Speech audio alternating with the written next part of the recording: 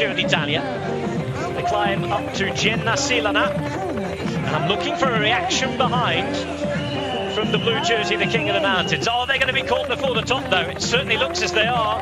Heartbreak, it seems, for Daniel Tekla-Hymanen, who's following the wheel now of Shalanov, sprinting out there himself, the pink jersey behind as well. He's going up and pulling out behind to stop other riders getting points for his teammate Tekla-Hymanen with 150 metres to go. It looks as though he's going to go out and get 15 points. 175 for Tekla-Hymanen, who's giving it his all to the top here. And Tekla-Hymanen goes to take 15 points. Now, is it good enough for the King of the Mountains jersey? Yes, it is.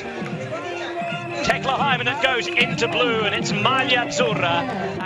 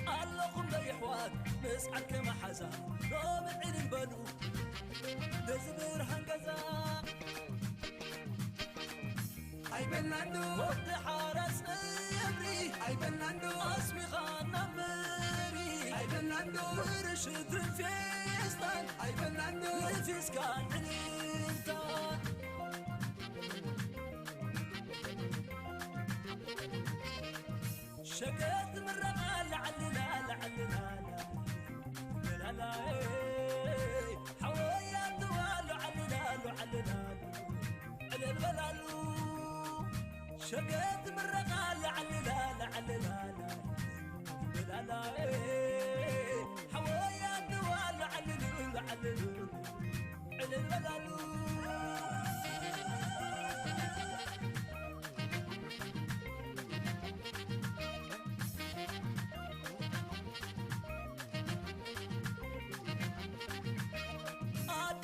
نبي وابعد البالي وابعد يالومي على اللي يزلني على خدم لغا أبونا باللغا وابعد يالومي أبا ويستان أي بنانو نفسكان عنيبتان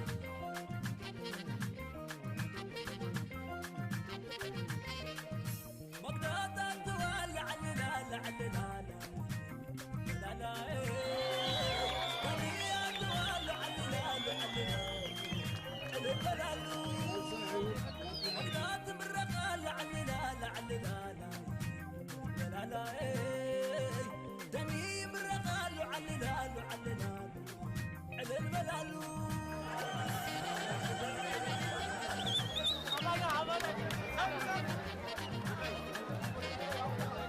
C'è anche questo progetto da sviluppare. Beh, Gianni Savio non è nuovo a queste idee, queste innovazioni. Settimane, ma torniamo alla corsa perché siamo a poco meno di 4 km dal traguardo. Ultimo tratto che va, diciamo, in favore ai corridori, poi sarà tutta salita sì sul traguardo. Eh sì, Covilli sta cercando di lavorare, sta cercando di facendo a questo punto credo che stia anche cercando di non fare andare via nessuno, cioè si sta aspetta tenendo l'alta l'andatura. Tenere l'alta l'andatura e quindi mettere nelle condizioni il suo capitano che in questo... Coppa delle Nazioni, intanto andiamo a fare il punto della situazione proprio in questo tratto di discesa. Lo vediamo Luca Covilli che rimane in testa al drappello dei migliori di giornata, sulla sua ruota i due portacolori della Drone Hopper, Filippo Zana, quindi Vadim Prostnyky, Lorenzo Fortunato e lo spagnolo Eugenio Mikel Biscarra. Ecco Andrea, il corridore dell'Astana Pronsky in questo momento ha sempre vissuto un po' sulle ruote di rendita, quindi non so, o sta facendo un po' il furbo in questo caso, ma nel senso che non si fa i furbi in questa salita qua, sta cercando di sfruttare il lavoro degli altri, perché mi aspetterei perlomeno che mette il piede sull'acceleratore. Mette il piede sull'acceleratore perché vuole capire se qualcuno lo va a inseguire, perché nel caso in cui, ma in questo caso stiamo vedendo che Zana si sta mettendo le sue ruote, quindi lo teme e pertanto è così che bisogna correre. Adesso non si può permettere a nessuno di andare via, quello che riesce a fare un po' la differenza poi bisogna trovare chi lo va a riprendere. E intanto sempre Jefferson Cepeda che continua nel proprio forcing, vediamo Mikel Biscarra che sta faticando là dietro, anche Luca Covilli e Lorenzo Fortunato. Attenzione, ecco Vadim Pronsky, l'avevi chiamato all'appello, ecco Pronsky scatenato. Beh sì, bisogna tentare qualcosa, bisogna capire chi è nelle condizioni ideali, bisogna capire chi rimane davanti e mi pare che l'azione sia molto interessante questa nel corridore dell'Astana. Si sta per formare un quartetto interessantissimo sotto il forcing di Vadim Pronsky, sulla sua ruota c'è Filippo Zana, quindi i due portacolori della Drone Hopper, Tesfazion e Cepeda, più indietro Luca Covilli ma soprattutto Lorenzo Fortunato. Sì, bravissimo Lorenzo, deve tenere duro, ma attenzione perché mi preoccupano molto e infatti c'è lo scatto. I due portacolori della Drone Hopper, Jefferson Cepeda, siamo ormai al quarto o quinto scatto. Riprova, deve fare la differenza perché arrivare in volata sarebbe un rischio. 150 metri, 200 di distacco invece per Cristian Scaroni che non ha mollato, ha perso contatto dalla testa ma non ha mollato le redini della corsa, sta cercando comunque di limitare i danni. Applausi perché sa che comunque qualche secondo da gestire ce l'ha e non deve mollare. 1500 metri all'arrivo. 1500 metri all'arrivo e in questo momento Filippo Zana è maglia di leader virtuale della corsa. Sì, e guardate che rapporto che sta usando il corridore della Drone Hopper. Jefferson Cepeda, rapporto lunghissimo sulla sua ruota Filippo Zana, quindi Nathanael Tesfazion, Vadim Pronsky iniziano a guardarsi. Ora Filippo Zana è lui, portacolore della Bardiani CSF, Faizanè a dire ai portacolori della Drone Hopper: tocca a voi a questo punto condurre i giochi. E intanto sulla testa della corsa sta provando a riportarsi anche Luca Covili. Il suo rientro sarebbe preziosissimo per Zana. Sarebbe preziosissimo, ma mi aspetto che qualcheduno, ecco, questa è un'andatura che fa male, attenzione. Ultimo chilometro, triangolo rosso, Flamme Rouge, ultimi 1000 metri in salita, il traguardo è là in fondo e quando siamo ad 1 chilometro dal traguardo rimangono in 4 a giocarsi il successo di tappa. Sta per rientrare Luca Covili, ma ormai le sue energie sono davvero al lumicino. Jefferson Cepeda prosegue nel proprio forcing, Filippo Zana non gli concede nemmeno un centimetro, così come fanno Nathanael Tesfazion e Vadim Pronsky.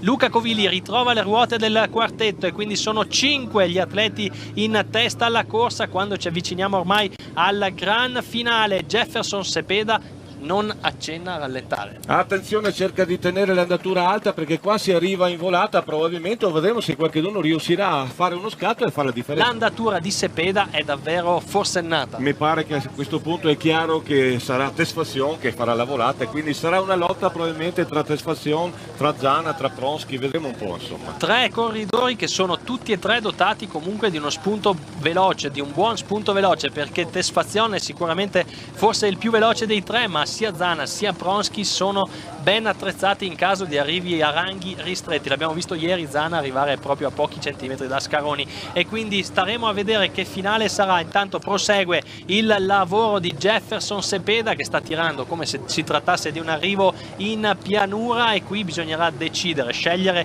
il momento giusto per lanciare uno sprint in salita, uno sprint che sarà decisivo per la seconda tappa dell'Adriatica Ionica Race e che potrebbe esserlo anche per assegnare la maglia di leader della classifica. 500 metri sono lunghi, qua se ci sarà una volata bisogna partire gli ultimi 200 metri, 150, non molto di più, ma vedremo se a questo punto chi sarà colui che la lancia, perché se magari non la lancia con i tempi giusti magari può essere passato. 300 metri, cartello superato, è ormai in vista il traguardo del Monte Grappa, anche le nuvole ad accompagnare questo gran finale, a renderlo ancora più epico. Una splendida giornata di sole, quella che ha accolto la seconda tappa dell'Adriatica Ionica Race, che oggi arriva su Cima Grappa. Ultimi 200 metri, ancora Cepeda in testa, 150 metri, parte Filippo Zana con la maglia bianca della Gabetti, sulla sua ruota Vadim Pronsky, quindi Nathanael Tesfazion e Filippo Zana a lanciare lunghissimo questo sprint e sembra poter rimanere al comando, ma attenzione perché esce velocissimo Nathanael Tesfazion. Drone Hopper, Androni Giocattoli, è lui che va a giudicarsi la tappa davanti a Filippo Zana e a Vadim Pronsky. Bandiere dell'Eritrea al cielo su Cima Grappa per Nathanael Tesfazion, quarta